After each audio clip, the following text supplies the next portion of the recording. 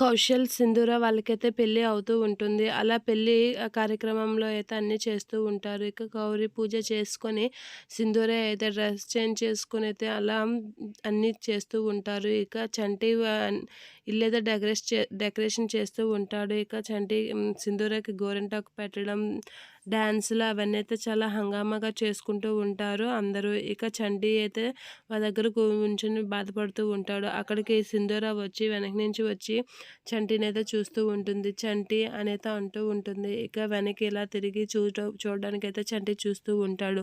చంటి చాలా బాధపడడం చూసి సింధూర అయితే చంటితో ఇలా అంటూ ఉంటుంది. చంటి, నువ్వు లేకుండా నేను ఉండలేను. నాకు నువ్వే కావాలి. నాకు ఈ పెళ్ళి వద్దు. నువ్వు నాకు కావాలి చంటి. నువ్వు లేకుండా నాకు ఈ పెళ్ళి అంటే నాకు చచ్చిపోవాలనిపిస్తుంది. నాకు అస్సలు బతకాలనిపించట్లేదు. నేను ఏదైనా కావాలి అంటే అది నీతోనే అని చెప్పి వెనక నుంచి అయితే చంటిని హగ్ చేసుకుని చాలా బాధపడుతూ ఉంటుంది సింధూర. అది చూసి కేశవ్ అయితే చాలా షాక్ అవుతూ ఉంటాడు. ఏంటి సింధూర చేసిన పని చంచలమ్మ అనుమాన పడ్డట్టుగా అవుతుందా ఏంటా అనేది అనుకుంటూ ఉంటాడు. ఇక చంటితో అయితే, నేను నీతోనే జీవితం ఊహించుకున్నాను చంటి. నాకు ఇంకెవరితోనే జీవితం వద్దు. నాకు ఈ పెళ్ళే వద్దు. నేను నీతోనే ఉంటాను. నన్ను ఒగ్గకు చంటి. నన్ను ఎక్కడికైనా తీసుకెళ్ళిపో. మనం ఎక్కడికైనా వెళ్ళిపోదాం చంటి అనేది అంటూ ఉంటుంది. ఆ మాటలన్నీ విని కేశవ్ అయితే షాక్ అవుతూ ఉంటాడు.